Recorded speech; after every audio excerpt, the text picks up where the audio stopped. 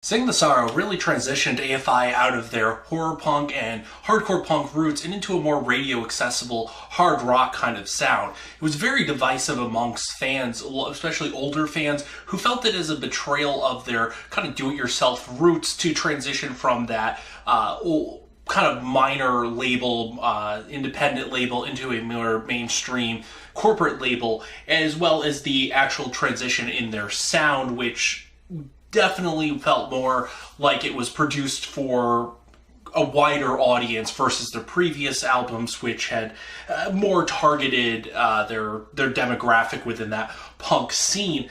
And at the very least, Sing the Sorrow still kind of had a foot in the door in their past. It didn't stray that far. It just really felt like it was something from Art of Drowning that just felt a bit more polished overall, or even going back as far as Black Sails in the Sunset, just that it definitely felt more, again, produced. It felt like they went into a studio and somebody was actually coaching them as far as how to sound in a lot of ways, which, again, was divisive amongst the fans who weren't really looking for that, but it opened the door up for a newer audience who kind of started with AFI around this time period. And there was left up in the air as far as where they would go next. I mean, this was a transition in their sound. Would they continue the transition, or were they going to change it up completely again? Or would they kind of go back into their roots and to their history and give us some more hardcore punk music that we kind of expected from the band at this point? Well, they answered that question on June 6th of 2006, the date 666, with December Underground. And it was definitely a bit different from Sing the Sorrow, but also different from anything that they had really done in the past. So also the longest period of time that we had to wait for an AFI album since their inception, or since they started releasing albums. It was over 3 years that we had to wait for this brand new album, or almost 3 years. And really at that point, they had been releasing album after album after album, at least one a year, for the last roughly 10 years or so. So it was really kind of the first point that we had to wait that time and to actually hear what they would have here. Now, December Underground does carry over a lot of what Sing the Sorrow had going for it, especially in terms of its mainstream accessibility. It polishes that even further and goes even deeper with the electronic work that was kind of explored on Sing the Sorrow, and even going back to Art of Drowning, where it was brief moments in there, but not completely overdone. Sing the Sorrow definitely expanded that tremendously. And then December Underground, it's kind of everywhere on this album. I mean, I don't think there's a single track that's really free from any kind of synth work, or at least just electronic manipulation going through it. And it's unfortunate because the sound itself overall suffers for that. The album feels a little bit too busy. There's too much going on that they're really trying on here. And a lot of the songs, even the ones with potential, kind of fall flat because of that.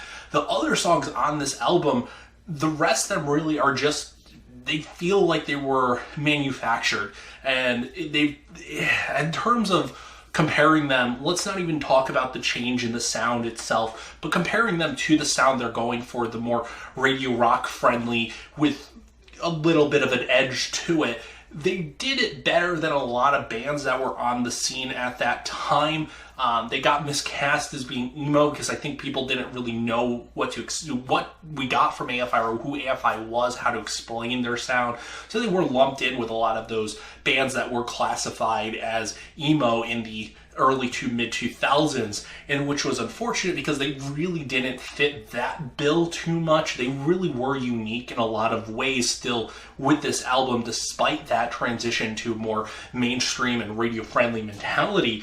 And it's disappointing because in that pursuit, I feel like a lot of their talents got lost. There's not a lot of strengths on this album, or songs that really make me want to throw them out there as AFI's best. I mean, some of the songs are just pure outright fluff, like Miss Murder, for instance, which seemingly at the time when the album was released, I was only 16.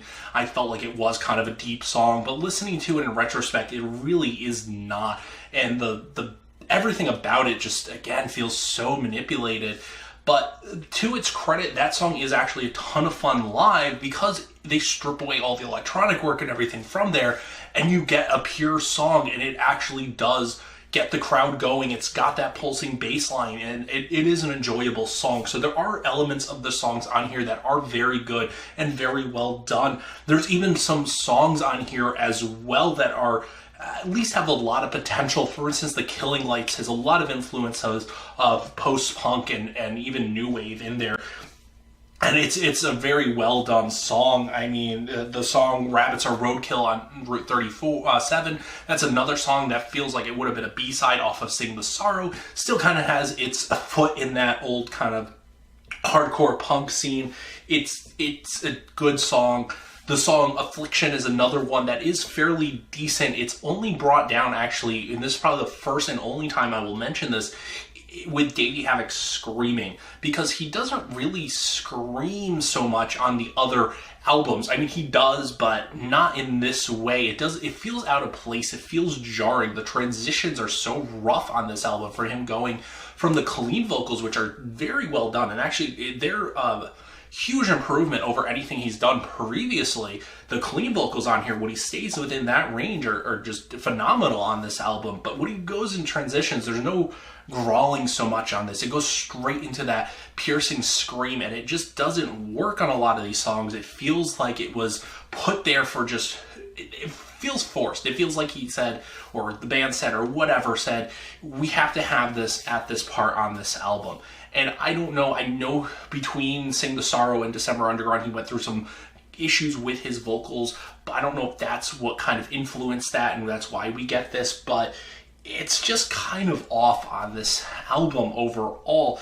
I just feel like it's probably one of the weaker elements of this actual album, and like I said, it's hard to criticize that because his clean vocal work on here is so good. It's improved over Sing the Sorrow. It's improved over Art of Drowning. It's improved over Black Sails. He's been really getting better with that over and over, and I think December Underground is really kind of where he hits the peak with the clean vocal work. And if he had stayed there, this album I think would have been a much better album for it. If they had stripped away some of the electronics, it would have been a much better album for it. And I'm not trying to say that it is a bad album, because it's really not. And again, even if you take away the change in the sound and don't even look at it from that perspective, it's just that it doesn't really meet the high quality bar that the band has set for themselves.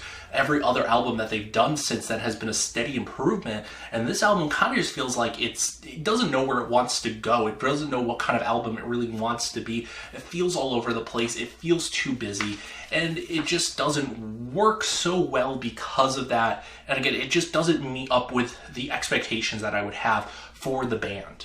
Thank you so much for watching part 9 of the AFI review series. Next time we're going to be taking a look at 2009's Crash Love.